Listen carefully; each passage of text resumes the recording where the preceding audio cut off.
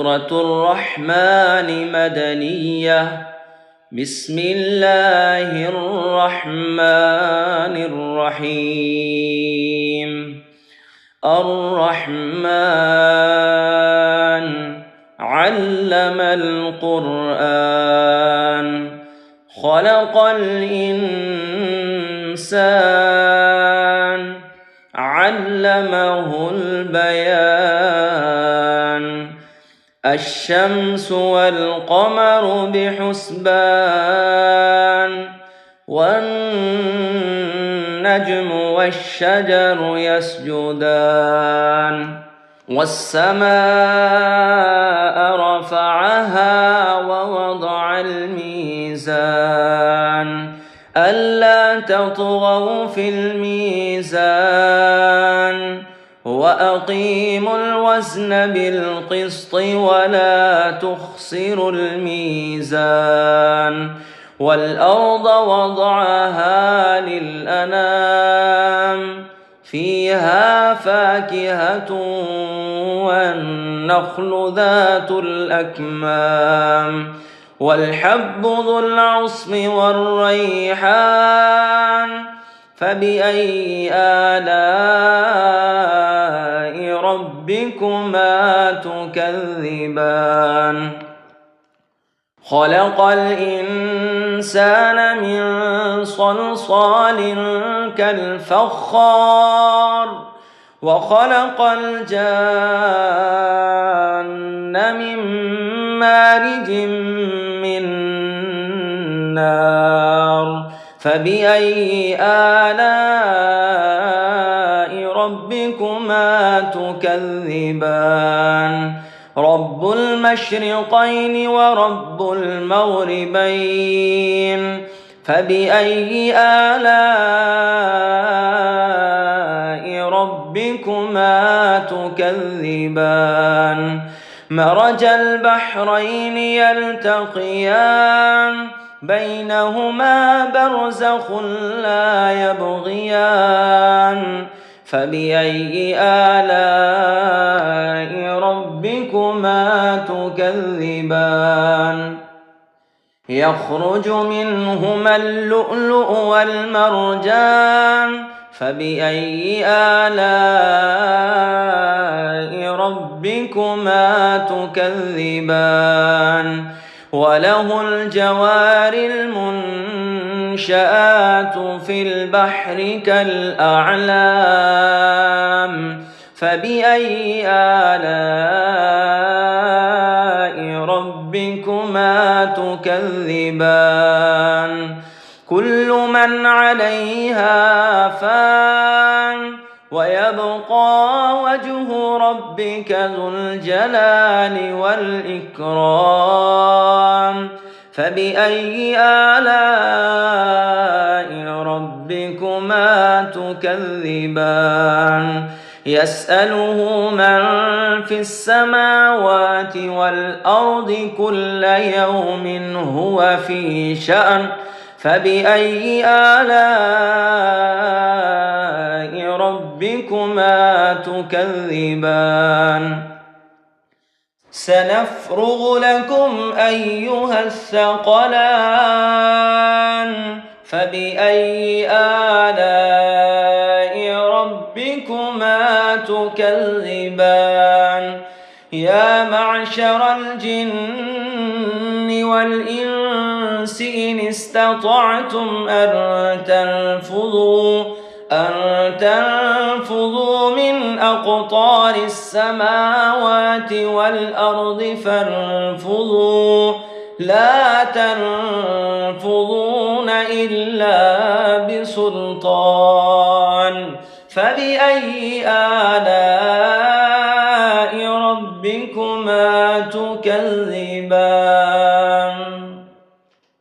يرسل عليكما شواظ من نار ونحاس فلا تنتصران.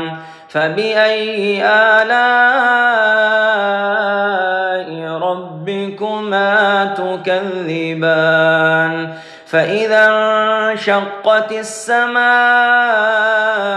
فكانت وردة كالدهان فبأي آلاء ربكما تكذبان فيومئذ لا يسأل عن ذنبه إنس ولا جان فبأي آلاء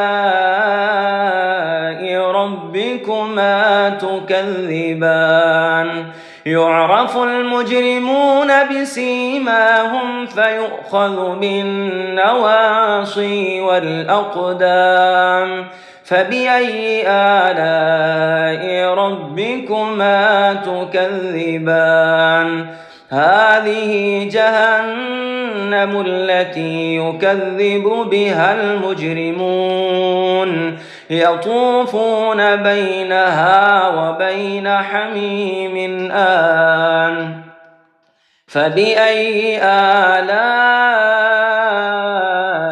ربكما تكذبان ولمن خاف مقام ربه جنتان فبأي آلاء ربكما تكذبان ذواتا أفنان فبأي آلاء ربكما تكذبان فيهما عينان تجريان فبأي آلاء ربكما تكذبان فيهما من كل فاكهة زوجان فبأي آلاء ربكما تكذبان متكئين على فرش بطائنها من استبرق وجنى الجنتين دان فبأي آلاء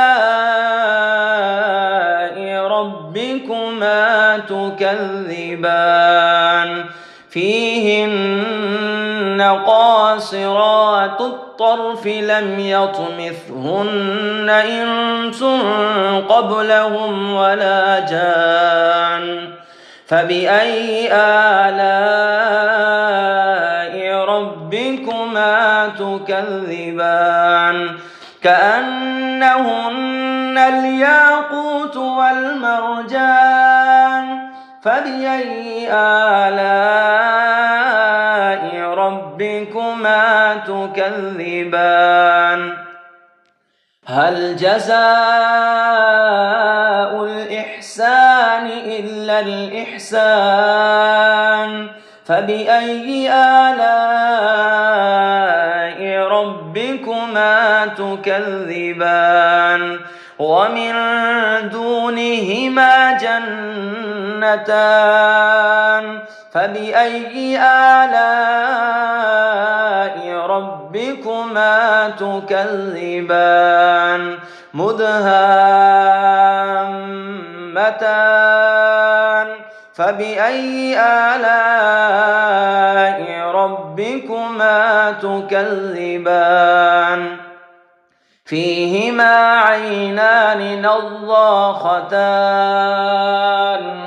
فبأي آلاء ربكما تكذبان فيهما فاكهة ونخل ورمان فبأي آلاء ربكما تكذبان فيهن خيرات حسان فبأي آلاء ربكما تكذبان حور مقصورات في الخيام فبأي آلاء ربكما تكذبان لم يطمثهن إنس قبلهم ولا جان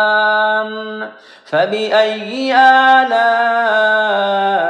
ربكما تكذبان متكئين على رفرف خضر وعبقري حسان فبأي آلاء